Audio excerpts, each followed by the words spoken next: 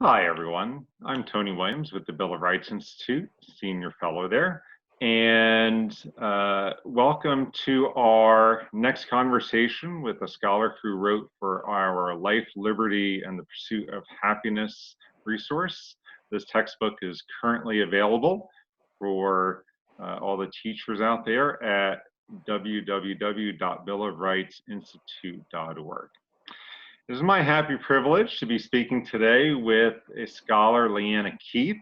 She teaches history at the Collegiate School for Boys in New York City and is the author of two fine books on the Civil War and Reconstruction period entitled The Colfax Massacre, The Untold Story of Black Power, White Terror, and the Death of Reconstruction.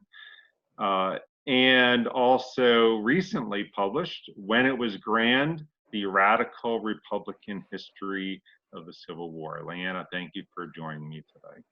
Thanks so much for having me. Thank you. And thanks for inviting me also to participate in the textbook project. That's really been very thrilling, and it's great to see it coming out in its full form. It's coming to fruition. You are one of almost 100 scholars working on this. Just a tremendous resource for teachers and students. So thank you again for your contribution.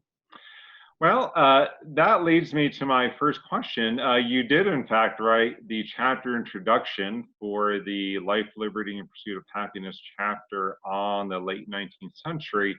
And so can you provide a little bit of general historical context for those events in American history as the setting for discussing the African-American experience during the late 19th century? Right. Well, I think the biggest story of the late 19th century is really the story of the American economy and of the incredible boom, the incredible power of industrial capitalism that emerges during the Civil War. It's not like it had not existed at all before the Civil War, but that it's hypercharged by the experience of providing for Union armies especially, and that that momentum really drives a lot of the change that we associate with the Gilded Age. Things like not only factory production itself, but also the mass markets that are created, the consumer channels and tastes and identities that are created during this period, the physical infrastructure that ties us together, especially in railroads and in telecommunications, and that also draws in like a great magnet, human energy from all over the country, right? As rural people and African Americans begin to migrate into industrial centers, and from all over the world as we come to take in so many immigrants from international locations, that it really changes the whole character of the citizenry to the point that almost 1 in 3 Americans has a tie, either as a first-generation immigrant or as the child of first-generation immigrants for a period of time. And that energy is, I think, the single most important, that sort of capitalist expression, boom of the late 19th century that connects a lot of different trends. In a way, though, the Black experience is kind of an outlier to those transformations. In a way, a kind of a misfit, as we become more modern and more open in so many ways, that there are also during this period real careful attentions to the idea that Black people are inferior, that they should be positioned subserviently in the American social networks. And so that and other racist ideas that are very powerfully developed during the late 19th century, they're not really part of that capitalist transformation, although they are a very powerful trend, not just in the United States, but globally as well, ideas about racial hierarchy. Right. Okay, so some vast social and economic and other changes that are going on. Yeah, very, very interesting. And so let's go ahead and take a deep dive into that African American experience of which you're an expert on. What was the experience of African Americans? Let's take a little step back here, maybe especially during Civil War, Reconstruction, maybe paint some broad strokes. What were some of those constitutional and, let's say, electoral or political successes, because there were a few, And yet, on the other hand, how did they suffer politically, economically, socially during that Reconstruction period? Right. Well, you know, the United States is almost unique in world history in that we don't just end slavery here. And slavery had ended in a lot of different societies by a lot of different avenues, right? But we take the most dramatic end almost, right? There's one other, I'm going to say almost, right? Because the example of Haiti is so distinctive, right? And like the United States, they had a violent upheaval that lasted for many years and claimed many lives as part of the context of their end of slavery. Also, like the United States, they make this choice, in this case, Black people making the choice for themselves without white support, that what replaces enslavement is going to be equality. And that is a very special choice that Americans made during the war. Americans, Black and white, strove to transition out of slavery into something almost like full citizenship. And that is a kind of a dizzying transformation, right? From being subordinated by enslavement, you know, with no rights and with tremendous physical hardships and emotional hardships, and then to be raised to the idea of rights as citizens, including voting rights, and to become voters and office holders within a few years of the end of slavery.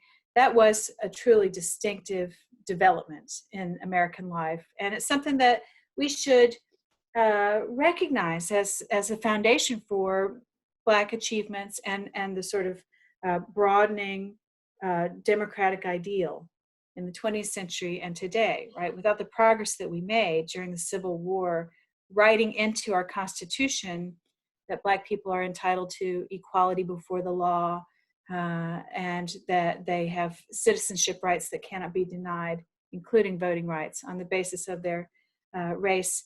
You know, that is a wonderful foundation, even if those principles are not fully realized in the 19th century, even if the period of time when these principles were applied and really defended by the federal government during Reconstruction proved to be limited.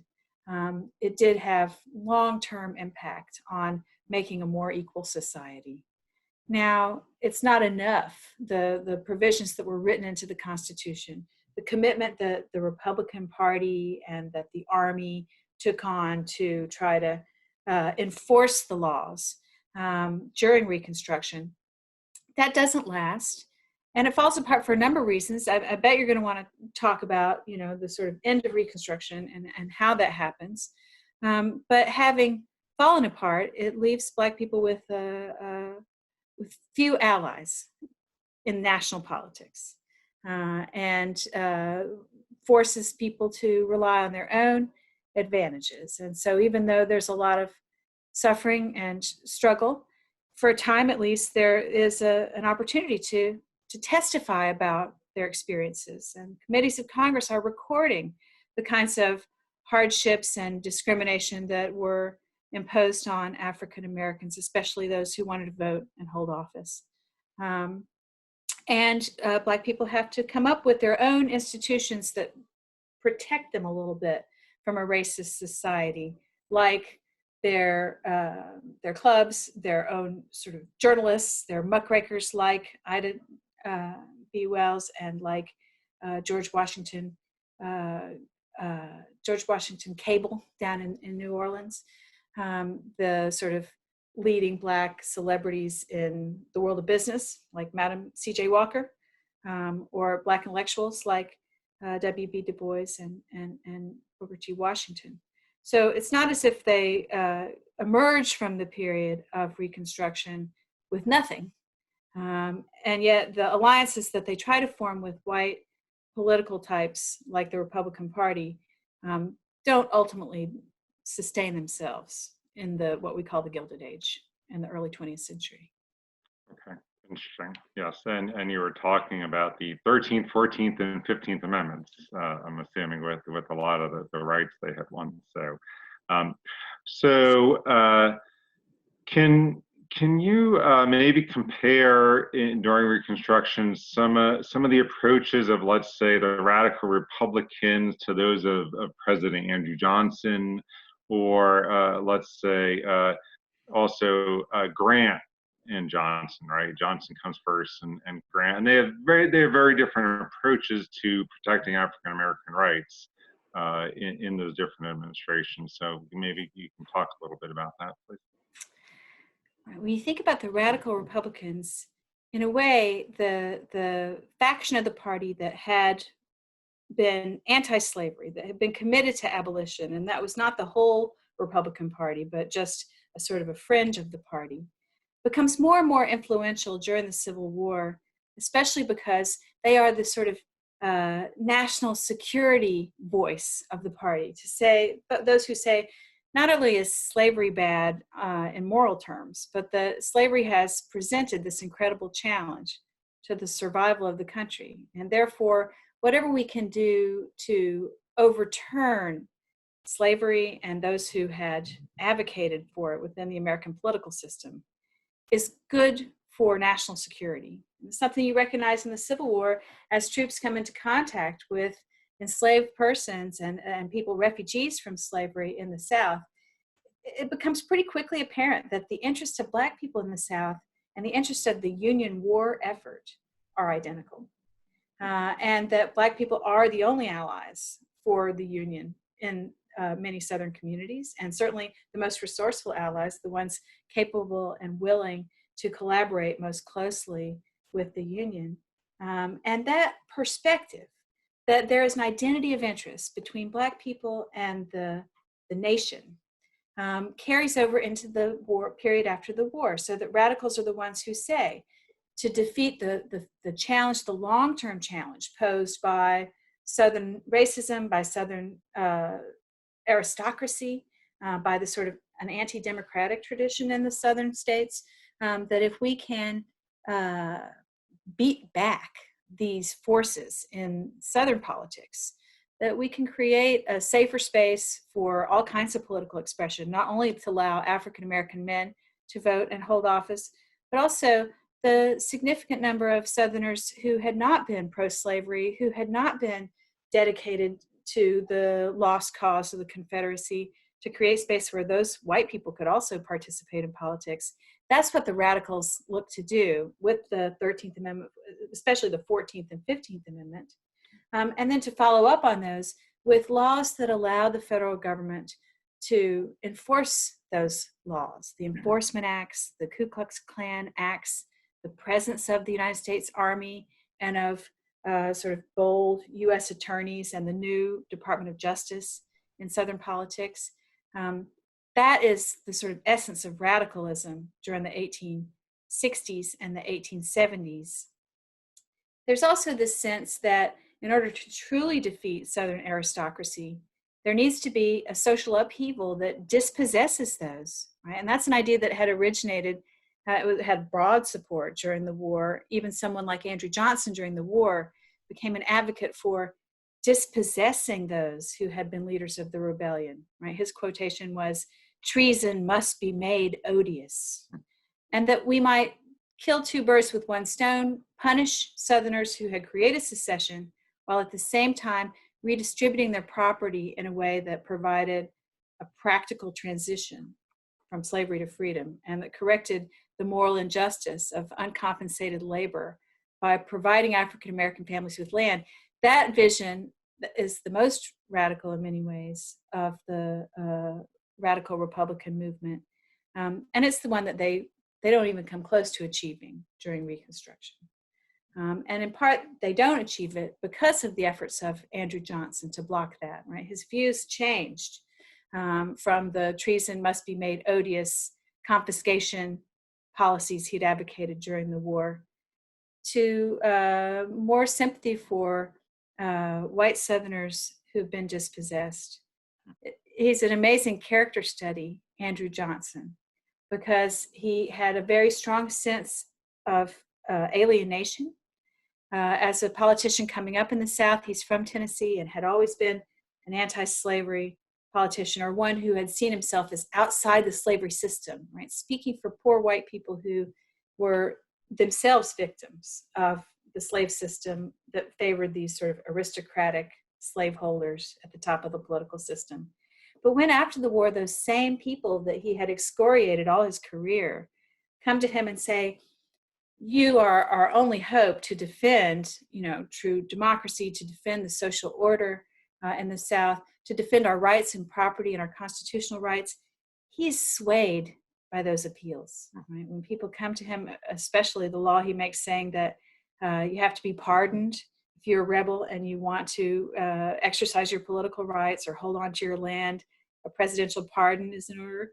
When they write him these pardon letters or make personal appeals in person, he proves very sympathetic to the white experience and is going to put his finger on the scale against redistributing property, scaling back the role of the Army as an enforcer, scaling back the role of the Freedmen's Bureau as an enforcer of African American rights, and ultimately resisting what Congress was trying to do to transform the social order in the South with presidential policies that aim to shore up the old social order in the South.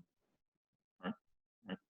And does Grant take a better perspective and use the Army, the federal government, to enforce things more than Johnson's support for white supremacy, really?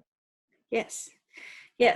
Grant is an interesting figure, right? Somebody who didn't come into the war with strong ideas about ending slavery, but who is a great example of what I was saying earlier, of someone who recognized very early this identity of interest between the U.S. war and the African American experience in the South. And he's early in 1862, he's saying, wow, these folks are going to be free as a matter of practical policy when they come in the vicinity of armies, and we're going to employ them. And once they have, proven that they can work as free laborers, then it's not going to be a very big shift to create Black military units, to empower them as citizens. And he says back in 1862, once they've proven themselves as soldiers, it's not much of an issue to put the ballot in their hand and make them into citizens. And so he has a kind of a pure, I feel like part of Grant's genius, right, is this pure vision that he had from a military point of view that included, in Grant's point of view, the effort to disentangle African Americans from slavery and to defend them as independent actors who would be sympathetic to the Union, right? The only true loyalists in the South were the Black citizens of the South. And that's a perspective he carried into his presidency. He recoils as racial violence becomes common, as the Klan and other racist organizations are established, and as they increasingly interfere in U.S. elections. Grant is in favor of policies like the Enforcement Acts and the KKK Acts that give the federal government the power to prosecute people who have denied the rights of their African American neighbors, either by terrorizing them, putting on a costume, riding on the roads, moving a polling site, assassinations designed to put Black people out of politics.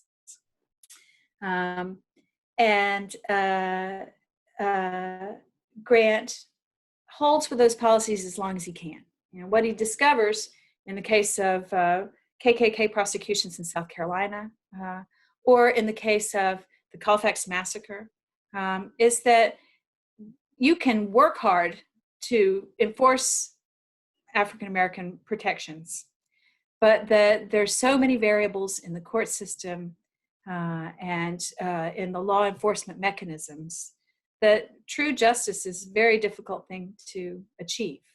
And Grant, like other radical Republicans, becomes disillusioned as the 1870s wear on by the difficulty of the fight to defend African American rights. And ultimately, he looks the other way. He never changes his views, but his energies are redirected. And I would say that's what happens broadly in the Republican Party, that a party that had a powerful anti-slavery and anti-racist faction becomes tired of that fight and turns its interests to other matters. What some historians have said is they tried to build a black and white North and South political alliance during the Civil War and Reconstruction, and that worked for a time. But once it became too difficult, it's quite easy for the Republican establishment to look instead to a white and white, East and West kind of alliance that replaces that work with African Americans in the South. Got it. Yeah. And not to take too tragic a turn here, but you wrote a book on the Colfax massacre, and I don't know if you can describe those events, not only of that tragedy, but how it relates to the larger tragedy, larger problem of some real horrific racial violence during the Reconstruction era in the South.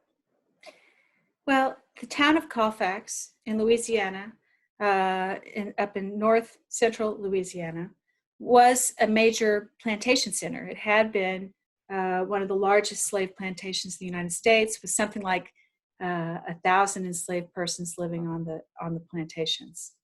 And so places like that after the war tended to be, as the Reconstruction Acts, and then later the 14th Amendment and then the 15th Amendment, try to create more opportunity for Black voting. Places where there were large concentrations of Black people, like Colfax, become politically important.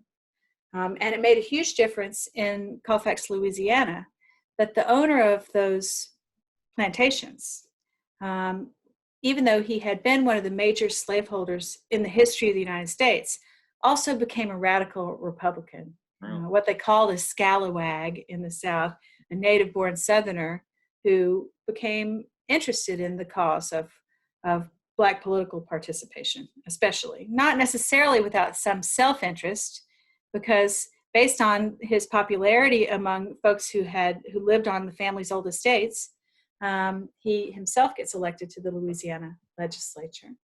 But at great risk, socially at great risk, and physically, as the conflict around the town that he established there and named Colfax was increasingly, it became very violent.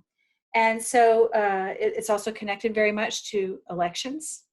That one of the big problems that we have in Reconstruction era is the lack of federal supervision of elections, or both the presence of it and then the lack of it, because it really had transformed the electoral experience in the South during the period when, starting in 1867, Black men were empowered to vote in Southern districts, in the reconstructed districts.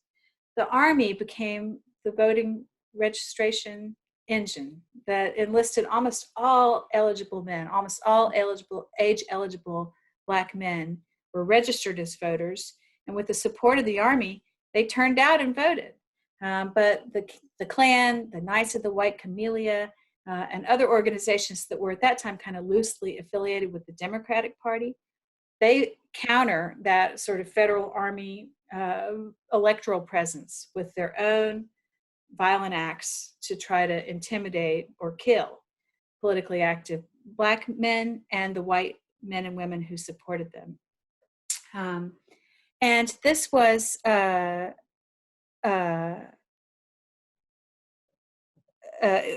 source of some contested elections. So in the case of Louisiana 1872, neither side would agree that they had lost. And in every state office, the state legislature, the governor, and in every local office, there were both Democrats and Republicans who claimed to have won. And in the case of Colfax, that meant that there was a sheriff and a judge aligned with the Democratic Party and white supremacy. And there was also a sheriff and a judge aligned with the Republican Party and the idea of racial equality. And these two contested for control of the courthouse for a while. The white Democrats had control of it. In those days, the courthouse wasn't occupied all the time in a rural area like Colfax, Louisiana. Folks ultimately took control of it in the name of the Republicans. And for a period of weeks, there was a standoff where a Black militia formed around the courthouse to try to defend it against any effort to reclaim it by whites. And where whites in the surrounding area for about 100 miles spread the word of this atrocity of Black men seizing control of the courthouse and openly parading with arms in a southern town. Ultimately, some hundreds of white militants gather. They arm themselves with a cannon. The Black defenders of the courthouse also tried to arm themselves, built their own version of a homemade cannon using stovepipe, built entrenchments around the courthouse, and a battle got underway. We call it the Colfax massacre, but in fact, the massacre is just part of what happened. There was a proper battle with Black soldiers engaging white supremacists formed as a kind of an army or paramilitary. But after a short period of actual two-sided fighting like that, Black defenders retreat inside the courthouse. They plead for surrender. The courthouse is set on fire. Many are shot to death as they fled the building that was burning. Others are held as prisoners for some time. And then in the night, they say, the white supremacists themselves, in the many records of this incident that they generated, they said, well, yeah, these 48, we just shot them in the back of the head, execution style. So that's really the massacre itself. And while the numbers are hard to ascertain, the state of Louisiana came into that town a couple days later and buried 70 bodies. So we know at least that many victims. The white supremacists themselves claimed a larger number, and they said they spent weeks traveling around the countryside afterward, shooting people, sending a message, urging Black people to go into the town of Colfax and see what had happened there, as a way of spreading the message that this kind of political activism wouldn't be targeted.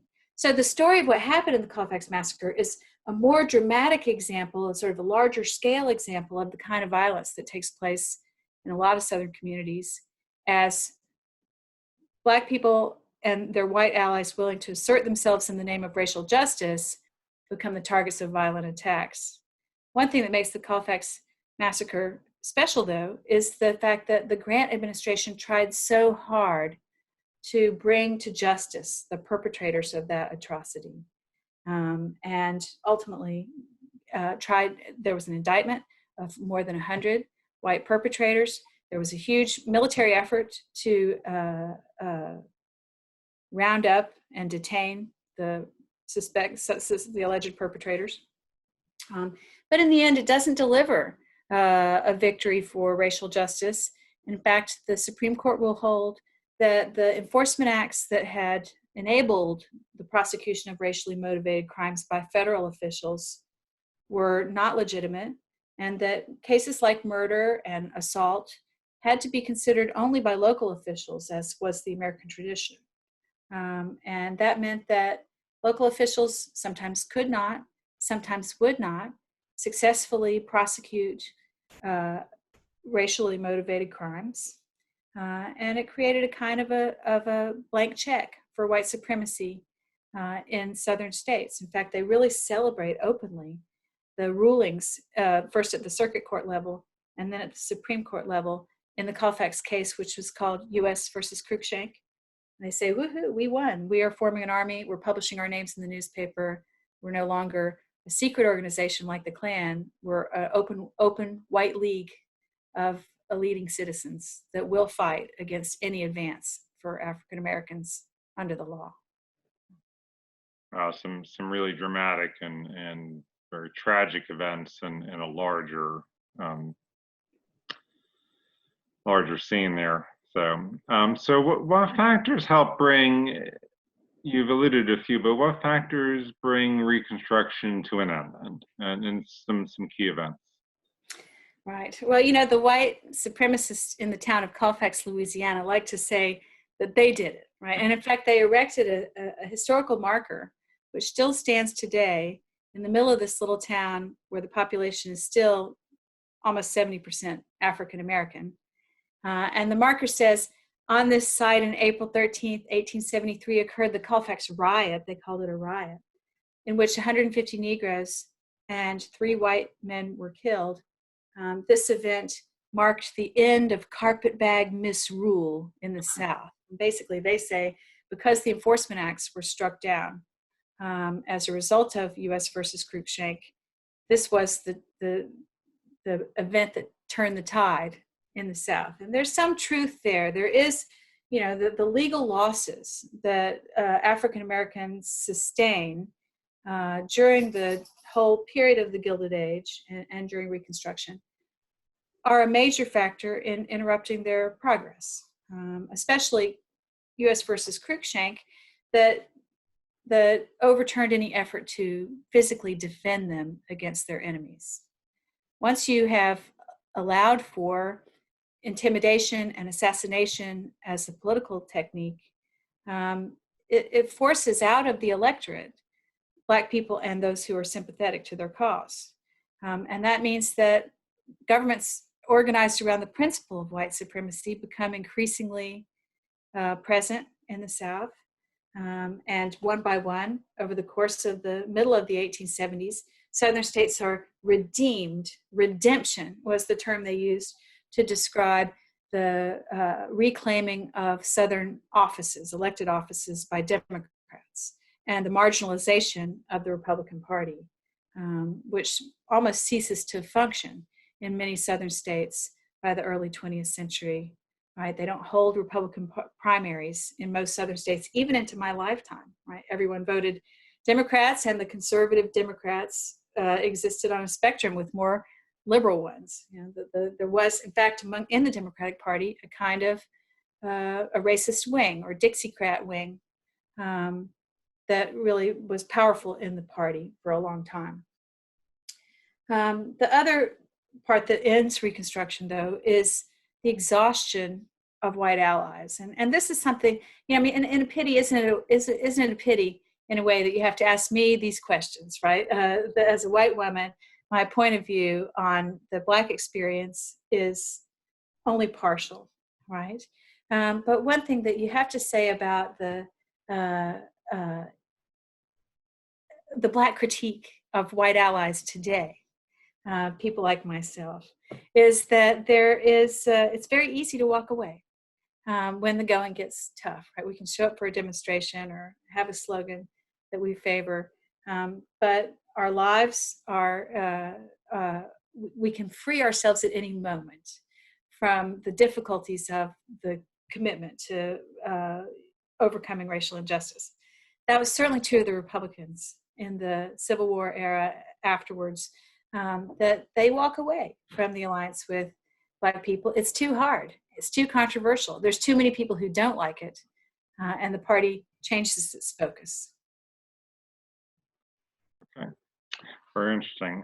So now in your introductory essay, you talk a fair amount about the rise of Jim Crow, and can you explain what the system of Jim Crow was, and also how did it affect the lives of African Americans?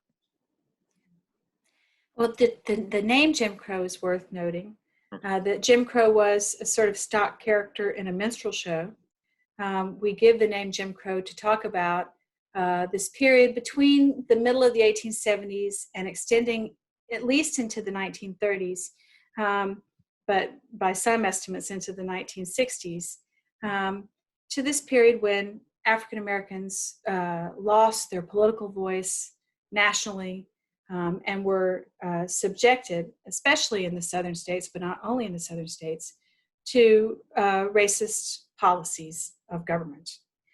I think that there's a tendency to associate Jim Crow with segregation, right? That's how the Civil Rights Movement taught us to understand Jim Crow.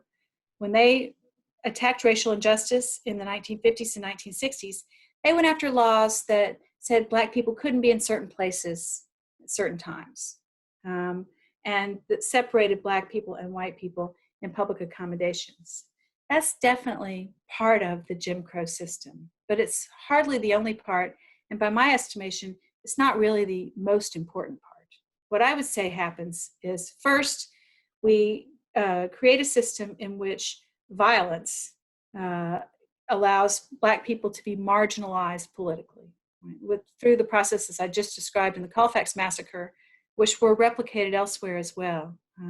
Once there's violence without without any consequences. Black people are more and more excluded from the political sphere, and people who are elected to office are not sympathetic to their interests, and therefore pass more and more laws that damage the standing of African Americans. And most of these laws initially are not about public accommodations, but are about things that are actually more important to white people in the South, like overturning any move to make Black people economically independent and reinforcing tendencies to make Black people dependent on their white neighbors for employment. Right? They want to make sure that land ownership and education are limited for Black people so that they continue in their traditional roles as agricultural and domestic laborers. The criminal justice system is part of Jim Crow. You know, we hadn't had a very fully formed criminal justice system in the southern states, especially before the war. Slavery was like its own great sort of penal system in a way, and slaveholders claimed the right to punish their own people as they thought of them, and therefore public mechanisms for controlling the Black population were kind of like innovations of the post-Reconstruction period. And you begin to see mass prisons, convict leasing, and the use of the courts to punish African Americans alongside extra legal violence. And that this system that has economic interests at its heart expresses itself in segregationist policies. The segregation was like a reminder, like the decor of a system that in really fundamental structural ways was exacting even more pernicious price, for your Blackness in southern states. Right. And you mentioned segregation. Can you talk a little bit about what was decided in that landmark case, Plessy v. Ferguson in 1896? Plessy v. Ferguson. Yes, if you don't mind, I would also say that Plessy v. Ferguson, 1896, exists on in a series Sure. of Supreme Court decisions that really damaged the struggle for equality. The first being the slaughterhouse cases in 1873 that limited the way the 14th Amendment would be applied, made it very difficult to rise to the standard of requiring federal protection. And the U.S. versus Cruikshank and U.S. versus Reese in 1873, both of those cases having to do with elections. In the case of Colfax, can you prevent the violent interference of white supremacists in elections using federal prosecutions? The answer was no. In the case of U.S. versus Reese, can we prevent racist officials, voter registrars, to exclude Black people by putting discriminatory practices into place? Yes. And so those two setbacks, or those three setbacks, are the context in which these subsequent attacks that we associate with segregation take place. In 1883, what they called the civil rights cases said, well, a theater may discriminate, a restaurant may discriminate, as long as state laws do not discriminate based on race, there's no violation of the 14th Amendment. That was in 1883. By 1896, in the Plessy case, they said, okay, well, here is a state law that's discriminating. In the case of Plessy, it was Louisiana law that required railroads to provide segregated accommodations and prohibited Black passengers from riding in the white cars. In this case, it was a state law that had stipulated that there would be a discriminatory policy. The ruling in 1896 at the Supreme Court level says, well, okay, there can be state laws. As long as equal accommodations are provided, however, you can separate the races without violating the spirit of the 14th Amendment. And then by my lights, an opinion that has not had enough attention and scrutiny is the follow-up to Plessy. In 1899, a case called Cumming versus the Board of Ed. You know, we've required, under the Plessy doctrine, separate but equal accommodations. But in the Cumming case, the Supreme Court says they're asked to consider, well, what if a municipality doesn't have a black school, but the black students are prohibited from attending the white school? If there are no separate accommodations that are equal, what then is the law? And ultimately, in that case, the Supreme Court said, we can't really require equal accommodations after all. That's not really the purview of the federal government to say who should build which school where. So they really violate their own principles again and again in justifying setbacks to equality. Right. And there were others, right? There were many others. Can you talk a little bit about the restriction of voting and other civil rights, sharecropping, continued examples during Reconstruction of violence, of lynchings?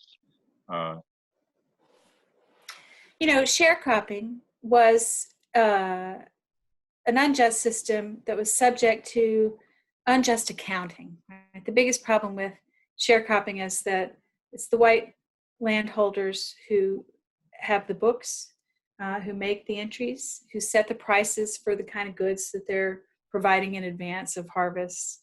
And so there are fundamental inequalities that express themselves, and certainly is not an avenue for Black economic advancement. At the same time, though, sharecropping answered what Black people demanded for themselves in the Reconstruction period, this demand for separation from white people, from separation especially from the gang labor that had been characteristic of plantations. Right? They don't want to work under an overseer anymore. They don't want to work in gangs. They don't want their wives and children to be mobilized under the supervision of overseers. And so the sharecropping gave them, Black people, some of the autonomy that they craved, even at the very high price, of the just compensation for their labor. In terms of voting rights, we have a sense that Reconstruction ends, the states in the South are redeemed, and that Black voting ends, but it actually doesn't disappear overnight. And Black people really cling pretty tenaciously to their voting rights all through the 19th century, so that a historian who's done calculations on this says by the end of the 1870s, it's true that Black voting had declined by almost 1/3. And that over the course of the next 2 or 3 decades, by the beginning of the 1890s, they have lost another third. But there are still thousands and thousands of African American men voting in Southern communities, even in 1890. But the 1890s themselves are a decade when white politicians crack down on Black voting, and when elite politicians crack down on voting by poor whites as well, especially after the populist movement challenged the supremacy of the two-party system and raised the specter of the idea that poor white people in the South and poor Black people in the South had common interests. A big response to that movement is an effort to write new voting registration processes and balloting processes that would exclude those voters at the bottom of the economic heap, in the interest of maintaining the privileges of those at the top of the heap. And so the new constitutions that were written in the 1890s were the ones that truly terminated Black voting at scale, so that by the early 20th century, in many southern states, like in the state of Louisiana, for example, Black political participation, which had been at nearly 100% when the Army was registering voters, drops down to less than 2% in 1920 in Louisiana. And so it's a process that mostly takes place, or at least in the first phase, takes place because of violence and electoral fraud, but that becomes legalized and regularized in these voter registration practices, like giving registrars a lot of authority, testing people on their knowledge and understanding of the state constitution, creating complex ballots that a person with marginal literacy would not be able to understand, poll taxes, and other practices to try to keep Black people and their allies away from the polls. And increases in violence during the period as well. What to say about lynching, which accelerates in the 20th century, right? The chapter that I have contributed to, Life, Liberty, and the Pursuit of Happiness, ends in 1900. And at that time, lynching was already a very well-established problem, right? They estimated in the middle of the 1870s in Louisiana that 2,500 people had been killed by lynching. So it was not like the problem wasn't already quite dire during Reconstruction, at the very end of Reconstruction. But it becomes a kind of a standard practice. There are moments when its practice is accelerated, so that the 1920s are an especially tough decade for all kinds of racial violence. And the period after World War II actually is a time when you see a sort of last blast of terrible lynching, as Black soldiers came home in uniform and just by that appearance challenge white supremacy in Southern towns. And lynching, was not limited to Southern states at all, but was practiced in the Midwest and to some extent in Northern cities. Lynching, on the one hand, in which crowds targeted individuals, often with trumped up charges of rape or other kinds of violent crimes. And then what they call the race riot, which is a very distinctive form and one that we should have our eyes on now, as the term riot is being employed on the right to talk about the civil rights movement of today. Rioting was an activity that was directed by white people, but blamed on Black people. So that in places like Colfax, where there had been this hideous massacre perpetrated by whites, when they commemorate the event, the marker that they put up in the 1950s describes it as a riot, because a riot was when Black people got out of line, right? A riot was when Black people needed to be reminded of their place.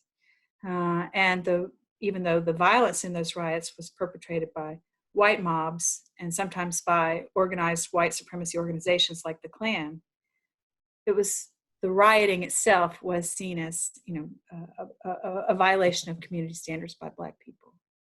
So in Tulsa in 1921, Rosewood, Florida, I think that was 1922, and Greenwood, I'm thinking of in North Carolina in 1898, Wilmington riots. I mean, there's so many stories in which Black communities were targeted for destruction, for sort of pogroms where people were beaten, killed, terrorized. And some spoke out for Black equality. Many did, actually, many African Americans. But maybe you can talk about, compare and contrast some of the ideas of two of the more famous ones, Booker T. Washington and W.E.B. Du Bois. Right. Du Bois, what an amazing figure. I'm sorry, can I start with Washington? Because Sure. Chronologically, he was a star before Du Bois was a star. And he's older. And so he's someone who has, and he's Southern, right? So he has this experience that so many Southern Black people had of being born into slavery. In his case, he remembered and wrote in his book, Up from Slavery, about his first day of school, the first time he realized that no one had ever referred to him or his mother with a last name, right? It's like, here I am at school, everyone had a last name. The teacher got to him, he said, my last name's Washington. When he got home and told his mom about it, she said, oh, we have a last name, honey, it's Taliaferro. That's why he's Booker T, right? He kept the name Washington that he gave to himself. And who takes his experience and allies himself with local white people. And with the sort of international, the national organizations that were supporting Black colleges and other kinds of missionary work, philanthropic work among Southern Black people, to become an educator, the founder of the Tuskegee Institute, and the guy that we associate with this idea of industrial education, that Black people can better their circumstances by improving their skills, improving their habits, building up their economic resources, creating kind of community that has resources that can defend itself against a cruel setting and cruel times.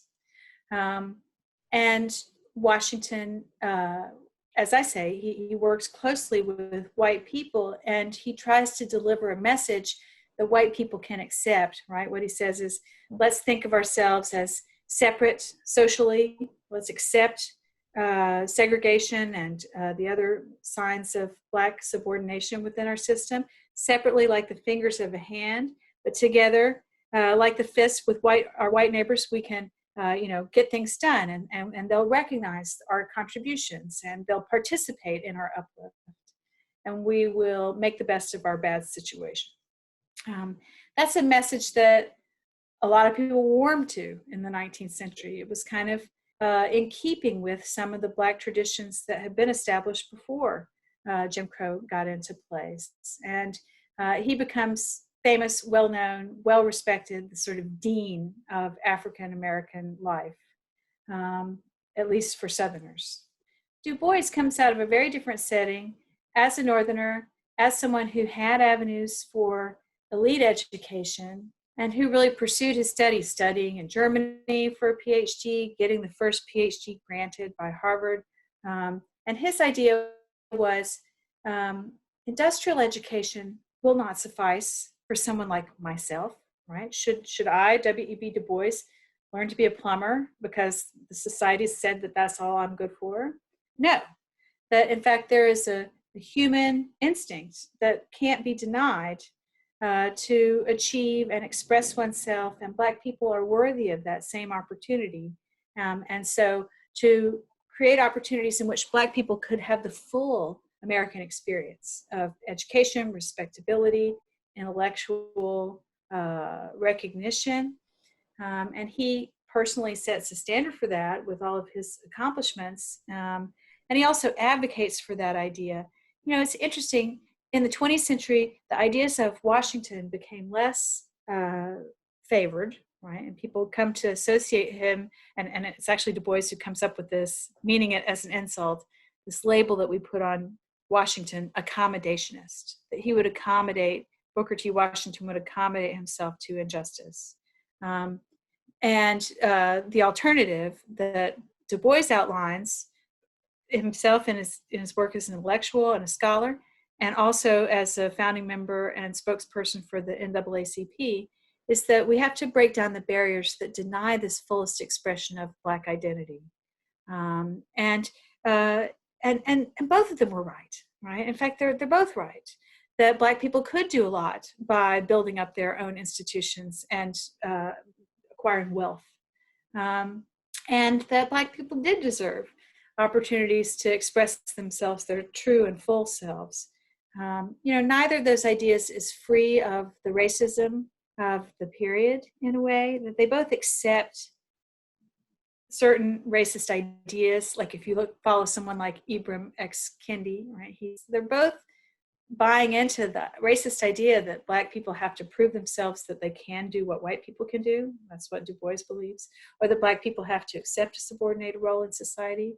And in fact, not everybody accepted those ideas. There were Black people who felt that just by relocating, African Americans could improve their experience. So many migrate out, sometimes in organized groups, out of the South where they feel most discriminated against, into places like Kansas where the exodusters try to create an all-Black community, or the even more ambitious idea of Black migration overseas, so that there are people who are trying to build up Liberia as a destination for African Americans, or who are targeting other overseas destinations, sort of Marcus Garveyism and all that. That exists alongside these two, what seem like polar visions articulated by Washington and Du Bois, that you either have to live with the system and make the best of it, or beat the system and show by your own example that the system is wrong. Is there a way to get outside of the system? A lot of African Americans try to do that, especially in the 20th century with the Great Migration into northern cities. Yes, and thinking ahead here a little bit as we conclude our conversation, How do all of these very dramatic and important events sort of shape that African American experience into that fight for civil rights and progress during the 20th century? In a nutshell. Yeah, in a nutshell, well, uh, Black people build up their resources, right? They build up their body of ideas in the way that we just described, rallying behind the ideas of great thinkers in their community. They build up their critical faculties. So someone like DuBois in The Souls of Black Folk and other publications, they're critiquing white society and describing the Black person's place within it in ways that still have tremendous impact today on, well, anyone who reads them. And also building up the sort of public discourse surrounding race, so that someone like Ida Wells, for example, she's investigating and turning up evidence of the real injustice behind lynching, for example, or other atrocities perpetrated on Black people. Black muckraking, Black journalism, the Black church, and institutions like these historically Black colleges and universities that are founded, many of them during the Reconstruction period. And one of the achievements that is never undone of Reconstruction is the ongoing success of historically Black colleges and universities, many of which pursue the Booker T. Washington industrial education model, so that agricultural and mechanical is a tag sometimes placed on a Black college. That's really an expression of Washington's vision of put your bucket down where you are, find an opportunity where you live and within the system that you live in. The NAACP, of which DuBois is a founder, is a great resource for African Americans, especially in that because African Americans have the law on their side, right? Because of the achievements of the Civil War and Reconstruction and Amendments 13, 14, and 15, especially 14, right? 14, a powerhouse of guarantees that the law cannot single you out, that the law has to be apply equally to people, that all people are entitled to due process of the law. These guarantees create a wealth of opportunity for Black people who work within the legal system, directed by the NAACP and its legal defense system, legal defense fund, to challenge the system in court and ultimately to succeed in a number of important cases, such as Brown versus Board. Right. Excellent. Well, LeeAnna Keith, I can't thank you enough for your contribution to Life, Liberty, and the Pursuit of Happiness textbook and for our conversation today. Thank you very much for joining me. Thank you, Tony. I enjoyed it. And thank you for all your teachers, all the teachers out there and students who are joining us. And you can find LeeAnna Keith's excellent essay in Life, Liberty, and the Pursuit of Happiness. And you can find other materials there on the African American experience. And you can also find additional resources in other Bill of Rights Institute materials, such as American Portraits, Heroes and Villains, and our forthcoming Liberty and Justice for All. Thank you again very much for joining us.